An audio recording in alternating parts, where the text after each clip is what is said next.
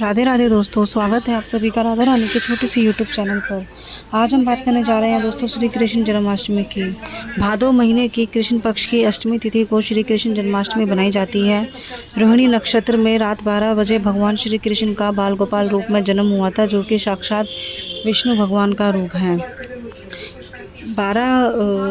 2025 अगस्त महीने में श्री कृष्ण जन्माष्टमी बनाई जाएगी 16 अगस्त को। 16 अगस्त के दिन भगवान श्री कृष्ण की बाल्यावस्था की पूजा की जाएगी। लोग उपासना करेंगे और धूमधाम से पूरे देश में यह पावन त्यौहार बनाया जाएगा। वैसे तो 15 अगस्त को देर रात 11:49 पर श्री कृष्ण जो अष्टमी तिथि है वह शुरू हो जाएगी और 16 अगस्त को रात 19:34 पर समाप्त हो जाएगी।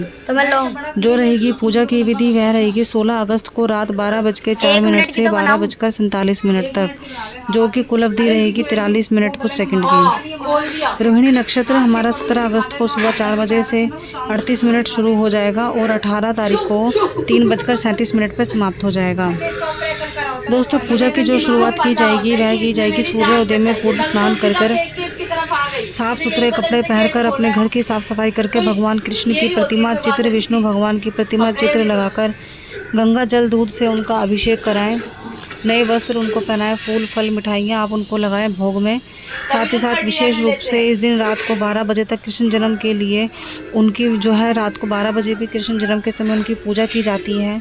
आप क्या कर सकते हैं, रात को 12 बजे भी ठीक इसी प्रकार उनको नहला धुलाकर भोग लगाकर आरती उतार सकते हैं। साथ ही साथ ये जो है इस दिन लोग जो है भजन करते हैं, कीर्तन करते हैं, श्रद्धा से यह त्यौहार जो है बनाया जाता है।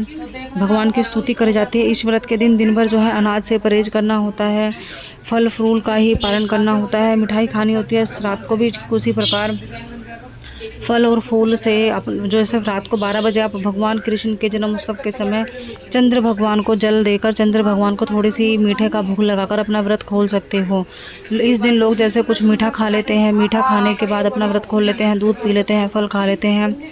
लेकिन ख़ास तौर पर जो इस दिन प्रसाद बनाया जाता है धनिये का पाउडर लाकर उसके धनिये के पाउडर और उसके अंदर थोड़े से फल फ्रूट डालकर धनिये की पंजीरी का पाउडर पंजीरी का बनाई जाती है और उसी से जो है भोग खोला जाता है, प्रसाद खोला जाता है, व्रत खोला जाता है।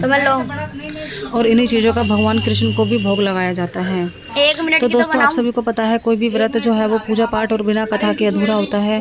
तो आज हम बात करेंगे जन्माष्टमी व्रत कथा की। जन्माष्टमी व्रत कथा कुछ इस प्रकार शुरू होती है कि पौराणिक समय में तो व्रत कथा प्रारंभ करते हैं। दोस्तों, बात है द्वापर युग की। द्वापर युग में बहुत ही निर्दय और बहुत ही राक्षसी रूप में कंस का जन्म हुआ। कंस की सुंदर बहन थी जिसका नाम था देवकी। देवकी का कुछ समय बाद विवाह हुआ। देवकी जो है अपने भाई की बहुत ही प्रिय थी। जो कंस था, कंस ने देवकी का बहुत अच्छे से लालन पोषण किया और बहुत धूमधाम से बहुत ऐशो आराम से जो है अपनी बहन देवकी का विवाह वासुदेव के साथ किया। लेकिन अचानक से यह भविष्यवाणी हुई कि कंस की जो मृत्यु का कारण बनेगा वह स्वयं उनकी बहन का 8वीं संतान और उनका भांजा बनेगा। तो कंस को अपने प्राण बचाने के लिए उन्होंने अपनी बहन और अपने जो बहनोई थे उनको 8 तालों की जेल में बंद रखा और जैसे ही देवकी की संतान होती थी तो वह तुरंत उनको मार देता था।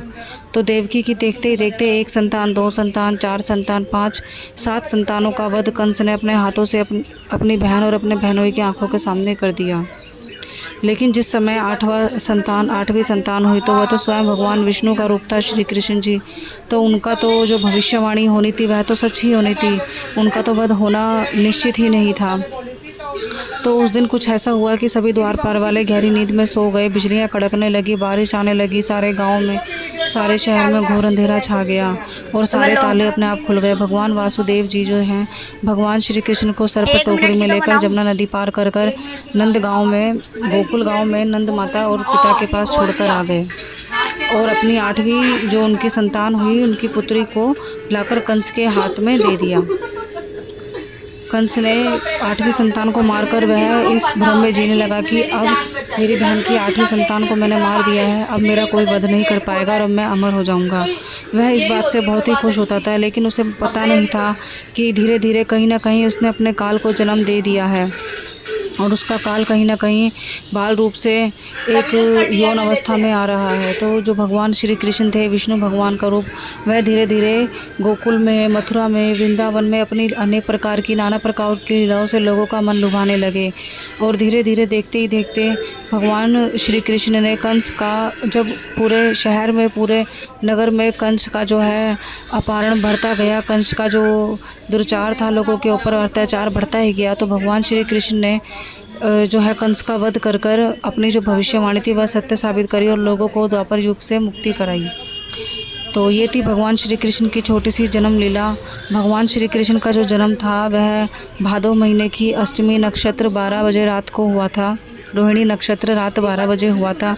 तो 16 अगस्त को हम भादो महीने की रोहिणी नक्षत्र के अंदर अष्टमी तिथि बनाएंगे, जिस दिन भगवान श्री कृष्ण का जन्म होगा बाल गोपाल के रूप में। तो दोस्तों, व्रत के समय आप यह कथा सुनकर अपना व्रत के महत्व को बढ़ा सकते हैं और अपने पुण्य को बढ़ा सकते हैं। और साथ ही साथ दोस्तों, जन्माष्टमी का ये पावन त्यौहार है, जिस दिन आप सभी को करना क्या है, आप गरीबों को भोजन खिला सकते हो, दान दक्षिणा दे सकते हो। भगवान श्री कृष्ण भी गरीबों की बहुत दयालु थे, गरीबों की बहुत मदद करते थे। आप उस दिन पीले वस्त्र जरूर पहनिए।